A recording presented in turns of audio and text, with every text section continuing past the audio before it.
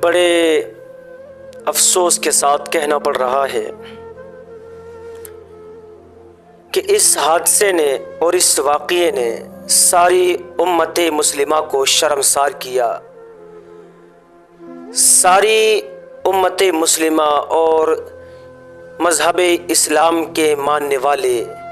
لوگوں کا سر شرمندگی سے جھکا دیا۔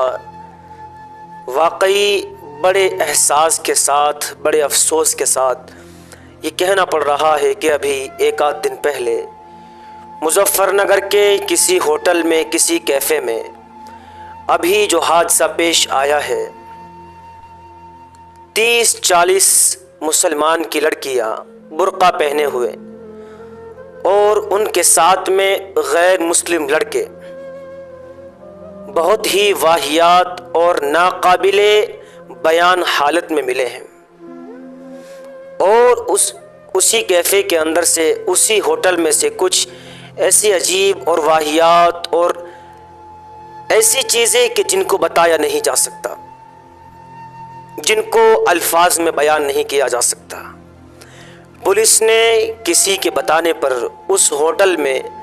اور اس کیفے میں چھاپا مارا ہے، اور وہاں اپنے مذہب اسلام کو ماننے والی، مذہب اسلام کی دوشیزائیں اور مذہب اسلام کی شہزادیاں جو اپنے بدن پہ اسلامی لباس بھی پہنتی ہیں، برقع بھی پہنتی ہے، نقاب بھی پہنتی ہے، اور گھر سے نکلتی ہے بڑی بن ٹھن کے، اور اسلامی لباس اور اسلامی چولا پہن کے نکلتی ہے، پڑھنے کے لیے جاتی ہیں کسی کالج میں، کسی یونیورسٹی میں۔ ماں باپ کو اس چیز کی کیا خبر نہیں ہوتی کہ ہماری جوان بچیاں جن کی عمر 18، 20، 22، 25 سال کی عمر ہے، ان کی خواہشات بھی ہے، ان کے ساتھ میں شیطان بھی لگا ہوا ہے، نفس بھی ان کے ساتھ میں موجود ہے، اور پھر انہیں بنا کسی تحقیقات کے اور بنا کسی ان کے اوپر پہرے داری کے اور بنا کسی چیز کو ان کا دھیان رکھے ہوئے انہیں اپنے گھر سے روزانہ پڑھنے کے لیے بھیج دیتے ہیں۔ وہ پڑھنے کے لیے جاتی ہیں، لیکن گھر سے صرف جاتی ہے پڑھنے کے لیے، اور وہاں پڑھائی نہیں کر رہی ہے، وہاں کسی اور چیزوں میں مشغول ہے، رنگ رلیاں منا رہی ہے، وہاں بے شرمی اور بے حیائی عروج پر ہے، اور بے شرمی اور بے حیائی کا بازار تو چاروں طرف گرم ہو رہا ہے۔ میں یہ بالکل نہیں کہوں گا کہ جتنے بھی مذہب اسلام کی اور جتنی بھی گھروں میں سے مسلمان بچیاں اپنے گاؤں کو چھوڑ کے کسی دوسرے گاؤں میں یا کسی دوسرے شہر میں پڑھنے کے لیے جاتی ہے، وہ ساری کی ساری اس گناہ میں ملوث ہے، ایسا بالکل نہیں کہا جا سکتا، کیونکہ چند لوگوں کے گندا ہونے کی وجہ سے اور چند بچیوں کے بے شرم اور بے حیا ہونے کی وجہ سے ساری بچیوں کو بے شرم اور بے حیا نہیں کہا جا سکتا۔ لیکن وہ مثال آپ نے ضرور سنی ہوگی، ایک مچھلی پورے تالاب کو گندا کر دیتی ہے۔ اب جتنی بھی بچیاں برقع پہن کے، نقاب پہن کے اپنے گھر سے نکلتی ہے کالج کی تعلیم حاصل کرنے کے لیے، ماں باپ بھیجتے ہیں صرف اس لیے تاکہ یہ پڑھ لکھ کے کامیاب ہو جائے اور ماں باپ کا نام روشن کرے، لیکن وہ وہاں جا کے پڑھائی کے علاوہ سارے کام کر رہی ہے۔ اور جب اس طرح کی بے شرمی اور بے حیائی کھلے عام ہوتی ہے، اور جب اس طرح کے واقعات، اس طرح کے حادثات سامنے آتے ہیں، تو امت مسلمہ کی تمام بچیاں جو کہ با حیا ہیں، با شرم ہیں،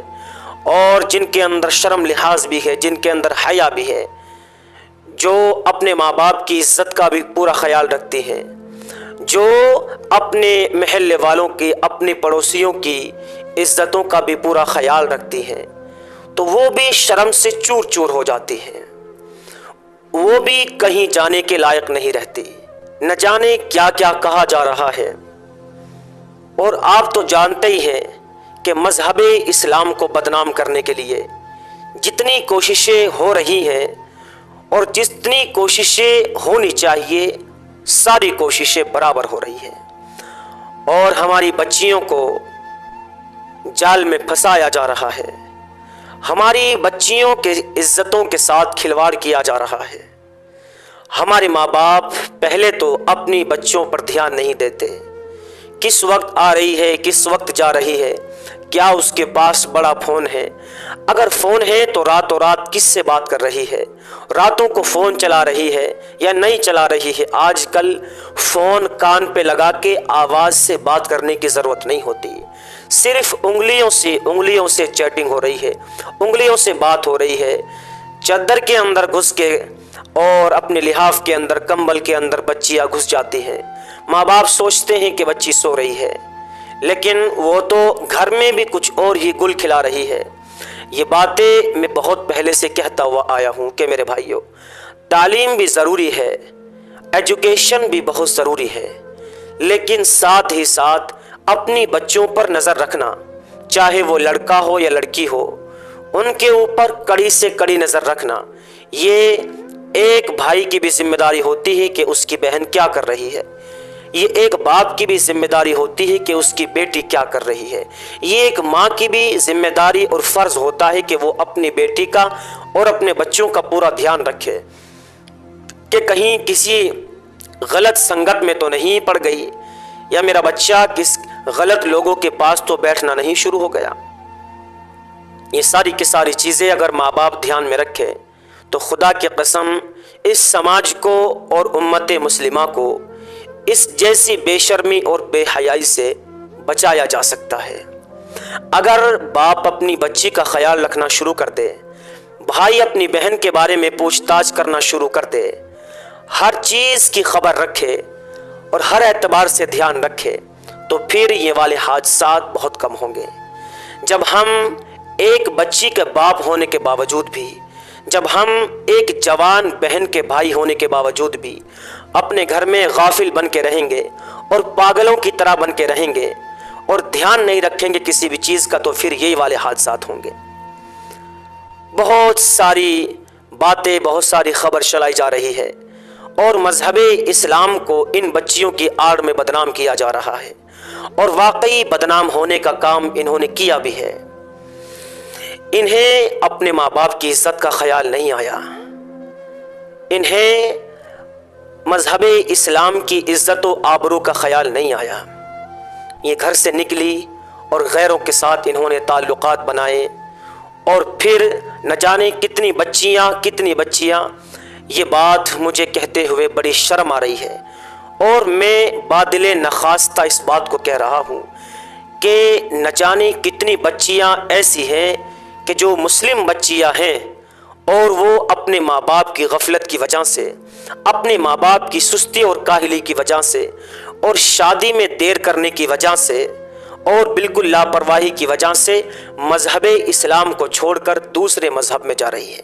मुर्तद हो रही हैं, दीन इस्लाम से उन्हें नफ़रत हो रही है। ऐसी क्या बात है? मजहब इस्लाम के अंदर ऐसी कौन सी बुराई है? कोई बुराई नहीं है। अल्लाह के फजल व करम से मजहब इस्लाम दुनिया को अच्छी तालीम देता है,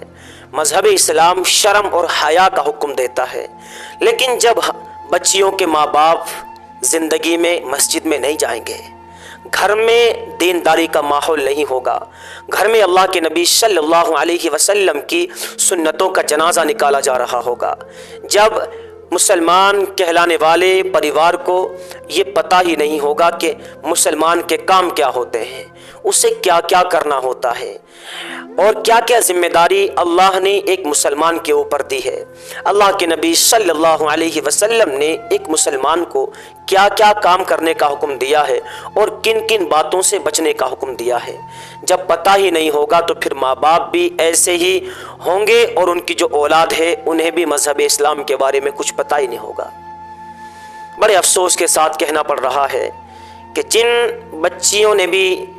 ये कारनामा अंजाम दिया है, ये जो बच्ची भी इस तरह के कारनामे अंजाम दे रही है,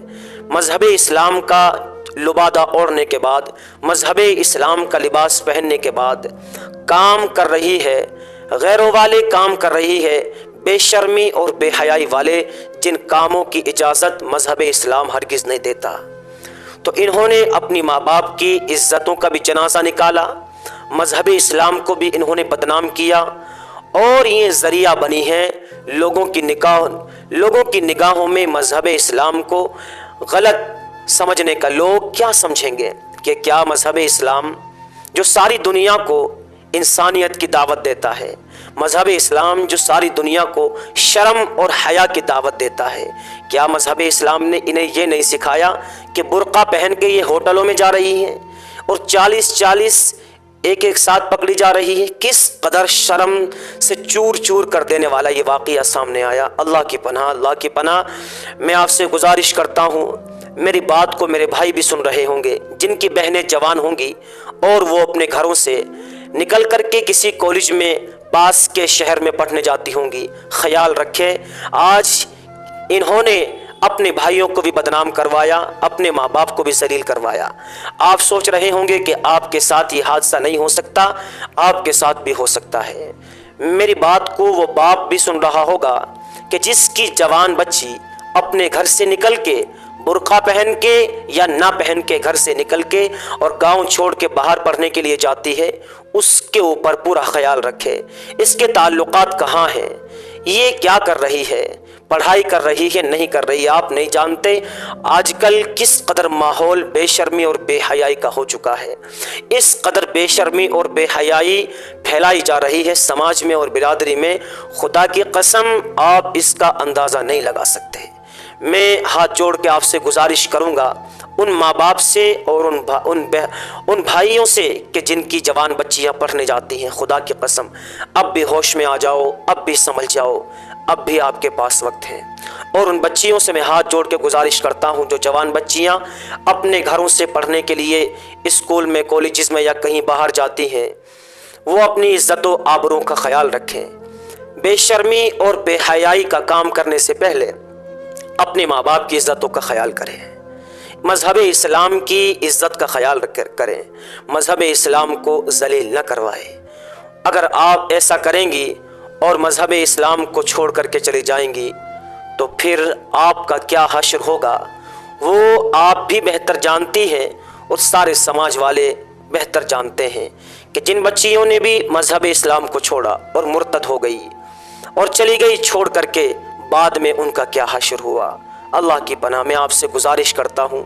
ان چیزوں سے بچو، ان چیزوں سے بچو۔ نماز روزے کی پابندی کرو اپنے گھر میں، بچوں کو دینداری سکھاؤ، بچوں کو اللہ کے نبی صلی اللہ علیہ وسلم کا طریقہ سکھاؤ۔ اللہ کے نبی صلی اللہ علیہ وسلم کی بیٹیاں کس طرح رہتی تھی، آپ صلی اللہ علیہ وسلم کی بیویاں کس طرح رہتی تھی، ان کا طریقہ سکھاؤ اور ان کے طریقے پر چلنے والی بناؤ، ورنہ وہ دن دور نہیں کہ آپ کے ساتھ بھی یہ معاملہ ہو سکتا ہے۔